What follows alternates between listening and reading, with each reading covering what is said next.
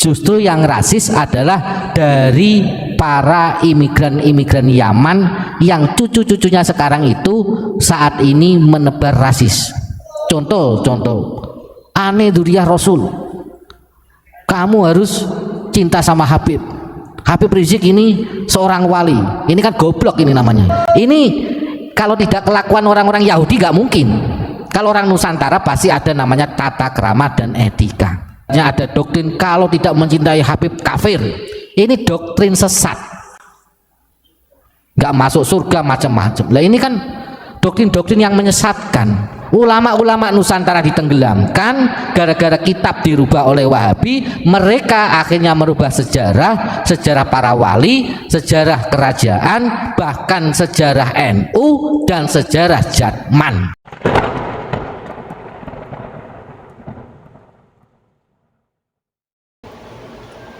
Oke semuanya, langsung aja kita mulai videonya.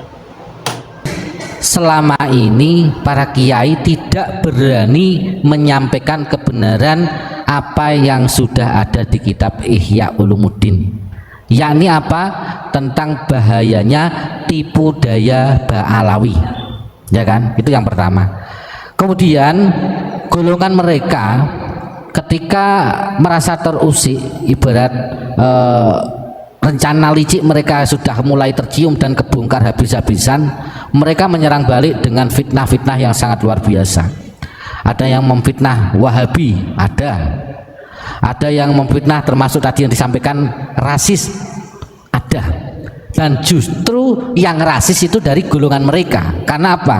Kita orang Indonesia, orang Nusantara dari dulu tidak pernah membeda-bedakan. Terbukti apa? Di sini Indonesia ada Bhinneka Tunggal Ika. Negara lain nggak ada, tapi Indonesia ada Bhinneka Tunggal Ika. Berarti apa? Indonesia tidak ada rasis. Justru yang rasis adalah dari para imigran-imigran Yaman yang cucu-cucunya sekarang itu saat ini menebar rasis. Contoh, aneh Duriah Rasul, kamu harus cinta sama Habib Rizik, ini seorang wali. Ini kan goblok ini namanya. Ini penyesatan ini. Ini siapa yang ngomong? Itu ada videonya di YouTube. Namanya Habib Novel Al Idrus. Itu Solo. Sedangkan dia sendiri di Solo itu numpang. Tetapi lupa ketika dia ibaratnya dikasih hati jaluk rempelo. Iki kalau orang Jawa, Pak. Tapi karena sudah kebangetan, saya sebagai orang Jawa Tengah, saya harus berani menyampaikan karena ini doktrin yang sangat menyesatkan. Kalau seorang wali jelas selalu mendoakan kebaikan kepada setiap umat atau makhluk ciptaan Allah. Itu salah satunya. Lah kan bisa dilihat, wong doanya saja itu semua jelek kok, ya kan? Bahkan ingin menghancurkan negara Indonesia, selalu melawan pemerintah. Kok dianggap wali? Ini sekolahnya di mana? Indonesia, tanah Jawa ini sudah gudangnya wali, bro. Betul Pak Ibron? Hampir setiap desa ini banyak walinya. Tetapi karena doktrin-doktrin mereka itu ingin menenggelamkan termasuk Wali Songo, Duriah kerajaan, bahkan sampai ke ulama-ulama Nusantara. Contohnya, mohon maaf, di area makam Sunan Bonang, ya kan, dulu tidak ada makam namanya Habib Al-Jufri, Al-Kaf atau Al-Siapa. Tapi pada saat ini kita kecolongan di area makam Sunan Bonang. Di situ ada banyak makam Habib. Sedangkan Duriah Wali Songo, Duriah kerajaan, saking takzimnya saja tidak berani meminta dimakamkan di lokasi area makam Sunan Bonang. Betul Pak Imran? Nah, ini kalau tidak kelakuan orang-orang Yahudi gak mungkin. Kalau orang Nusantara pasti ada namanya tata krama dan etika. Tetapi pada saat ini Nusantara sudah cerdas semua, termasuk mereka bahkan ibaratnya ada doktrin kalau tidak mencintai Habib kafir. Ini doktrin sesat, nggak masuk surga macam-macam. Lah ini kan doktrin-doktrin yang menyesatkan. Ulama-ulama Nusantara ditenggelamkan gara-gara kitab dirubah oleh Wahabi. Mereka akhirnya merubah sejarah para wali, sejarah kerajaan, bahkan sejarah NU dan sejarah Jatman. Berdirinya Jatman Torekoh itu pendirinya adalah Kiai-Kiai Qadiriyah wa Naqsabandiyah. Sejarah Jatman dirubah, sejarah NU mau dirubah, bahkan di tubuh PBNU sendiri banyak Habib-habib yang sudah menyusup di organisasi NU. Sedangkan muasis NU itu tidak ada yang namanya Habib. Bahkan mereka membuat tandingan 1926 berdirilah NU tanggal 31 Januari, maka 1928 mereka membuat tandingan, ya kan, yang didukung oleh Belanda pada saat itu, yakni namanya Rabithah Alawiyah. Kok sekarang ada doktrin antara kiai dan habib tidak bisa dipisahkan dari dulu? Ketemunya di mana? Mereka justru malah memisahkan diri. Tapi pada saat ini mereka menyusup, mulai ranting, ya kan, MBC, PCNU, PBNU sampai PBNU, ya kan, ada yang muhtasar posisinya macam-macam. Ini NU mau dihancurkan oleh orang-orang tersebut. Kita pada saat ini harus sadar dan berani menyampaikan kebenaran, karena ini kaitannya keselamatan negara kesatuan Republik Indonesia. Mereka sudah berani terang-terangan menghina para kiai, menenggelamkan para pahlawan, para alim ulama, dan bahkan mengakui Indonesia milik Tarim, Jawa milik Tarim. Ini kan kurang ajar Pak Imron. Kalau dibahas ini memang sampai pagi sampai subuh pun tidak akan pernah selesai Pak Imron. Nah gimana Pak Imron? Ini terspesial buat Kang Ridwan. Setuju enggak kalau Indonesia atau khususnya Pulau Jawa ini miliknya Tarim? Tolong Kang Ridwan 212 jawab di kolom chat. Indonesia atau Pulau Jawa ini miliknya Tarim. Setuju enggak sampean? Kalau sampean setuju berarti sampean bukan keturunan dari Nusantara. Ya. Berarti sampean sendiri punya etikat untuk menenggelamkan daripada leluhur panjenengan sendiri. Jangan-jangan nanti Ki Ageng Grebek diganti juga namanya. Ini yang sudah terjadi, seperti Ki Ageng Penanggungan diganti. Kenapa kita diam? Nah ini tolong Kang Ridwan kalau masih station dijawab di kolom chat ini, setuju enggak kalau Indonesia atau Pulau Jawa ini diakui miliknya Tarim? Dijawab. Jangan bisa mengkritisi, tapi saya juga bisa mengkritisi daripada apa yang Anda lakukan. Artinya apa? Kita berusaha jangan sampai leluhur kita ditenggelamkan oleh orang-orang yang mempunyai kepentingan untuk merusak daripada Indonesia ini. Kalau jenengan nggak berani jawab, berarti jenengan mengakui bahwasannya Indonesia miliknya Tarim ini salah, Jawa ini miliknya Tarim salah. Kalau jenengan nggak berani jawab, kalau berani jawab hebat. Berarti Anda bukan orang Nusantara, nggak pantas pakai KTP yang berlogokan Pancasila. Harusnya Anda tinggal di Yaman yang kedudukannya Tarim. Terima kasih. Ya, Pak Imron semangat sekali nih. Semoga beliau selalu diberikan kesehatan. Amin. Selain itu Pak Imron, ada doktrin lagi bahwasanya mereka menyampaikan bahwasanya Indonesia Wali Songo dari Yaman. Kenapa? Sekitar 2 tahun yang lalu kalau nggak salah, saya masih ingat di Sunan Ampel, karena di situ mengundang Habib ya. Beliau menyampaikan, Habib tersebut itu menyampaikan bahwasanya Sunan Ampel ini dari Yaman. Makanya sekarang termasuk kejadian di area makam Eyang Sunan Bonang ini, Habib-habib itu sudah berani, sudah tidak punya etika, berani dimakamkan di area Sunan Bonang. Ini bisa dicek yang jenengan sering ziarah Wali Songo, kalau di Tuban monggo ziarah ke makamnya Sunan Bonang. Di situ ada makam-makam Habib, sudah banyak di situ. Nah ini kami sebagai Dzurriyyah Wali Songo, kalau bisa secepatnya dibongkar itu makam Habib-habib, kurang ajar itu. Ya mungkin terima kasih, saya nggak terima kasih. Dan nanti biar disambung lagi Pak. Masih lagi ya tuh ya Allah. Karena gini. Sekarang itu memang oknum-oknum Habib, dan bisa dikatakan sudah menyeluruh ya, sampai ke pelosok-pelosok desa. Kenapa di Tulungagung ada petilasannya Pangeran Benowo juga diganti Al-Muhdor? Karena di Tulungagung ada Habib yang bermarga Al-Muhdor. pasti akan diganti sesuai dengan marganya. Lah wong Pangeran Benowo ini trah kerajaan asli, trah Wali Songo, kok Habib berani-beraninya merubah menjadi Al-Muhdor. Kamu-kamu itu, kalian-kalian itu harusnya sadar, di Indonesia itu dibawa oleh Belanda. Termasuk Utsman bin Yahya ini adalah penjahat yang ada di Indonesia ini. Ini harus dipertegas dan harus dijadikan sejarah bahwasanya Utsman bin Yahya adalah penjajah yang berkedok agama di Indonesia. Kenapa seperti itu?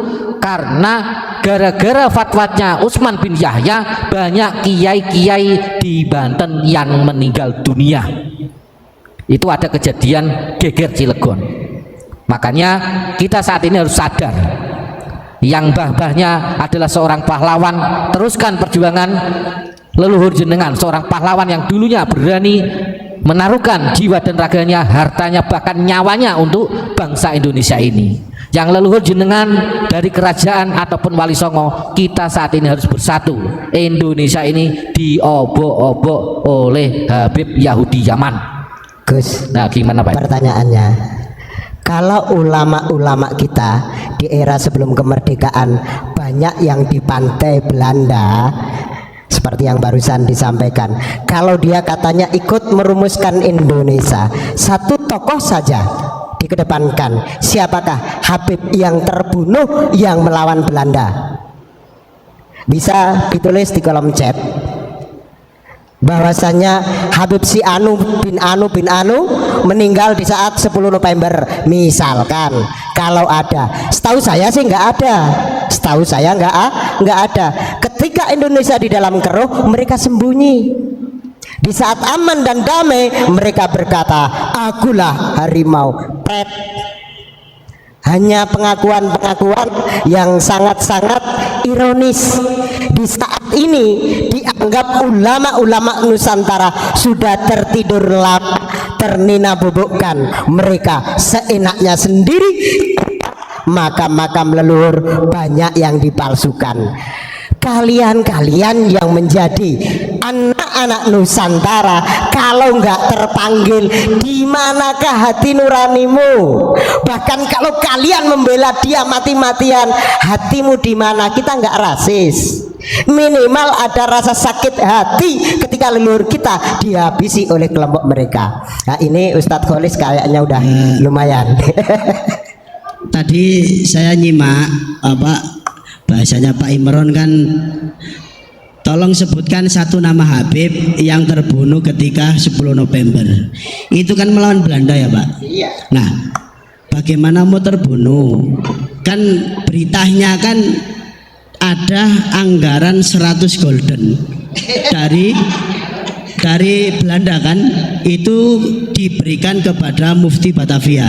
Betul. Nah, itu betul kan Pak? Iya, itu bisa.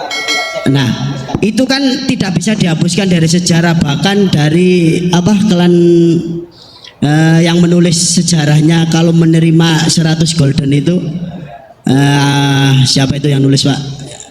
Dari klan Senok Jorjen itu beliau sendiri menuliskan bahwasanya per 1 bulan apa per 1 minggu, per 1 bulan itu beliau memberikan 100 golden kepada Mufti Batavia. Itu kan sebetulnya sudah jelas, sejarah sudah mengungkap jelas. Tapi kenapa pertanyaannya sekarang kok masih dibela? Masih dibela bahwasanya Mufti Batavia itu memang tidak pro dengan Belanda. Itu dengan alasan apa monggo Pak? Ini kalau di dalam sejarah mereka yang menyampaikan bahwasanya Utsman bin Yahya itu diangkat oleh para ulama Indonesia. Pret. Kenapa? Karena yang mengusulkan untuk mengangkat menjadi Mufti Batavia yaitu Senok Jorjen kepada pihak Belanda. Artinya Utsman bin Yahya diangkat menjadi Mufti Batavia itu tidak ada campur tangan daripada ulama-ulama Nusantara. Kalau hari ini ada yang bercerita bahwasanya kesepakatan ulama-ulama Betawi dan sekitarnya yang mengangkat Utsman bin Yahya, masyarakat tidak punya wewenang. Yang punya wewenang adalah kolonialis Belanda. Pada saat itu yang bercokol di Batavia, yang saat ini adalah Jakarta. Jadi jelas yang mengangkat Utsman bin Yahya menjadi mufti Batavia itu pure Belanda, tidak ada campur tangan daripada ulama-ulama Nusantara. Dengan bukti apa? Karena digaji oleh Belanda. Kalau ulama-ulama kita terdahulu nggak ada gajian per bulan, mereka sampai dibela-belain supaya santrinya bisa hidup, bisa makan, bukan malah mencari bayaran.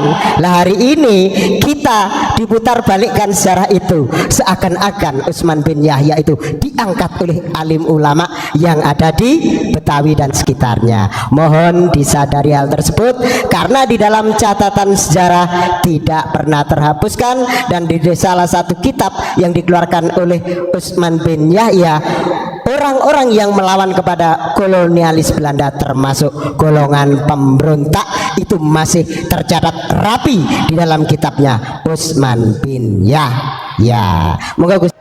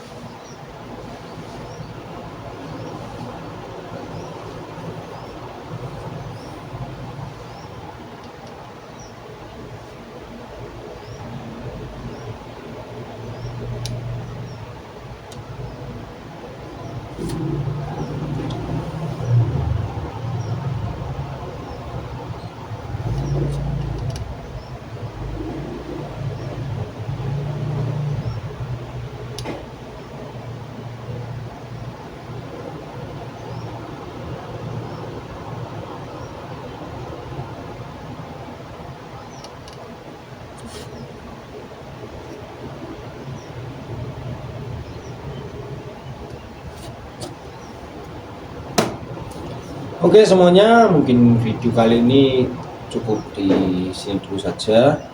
Jangan lupa di like, komen, dan subscribe. Dan sampai jumpa di video selanjutnya.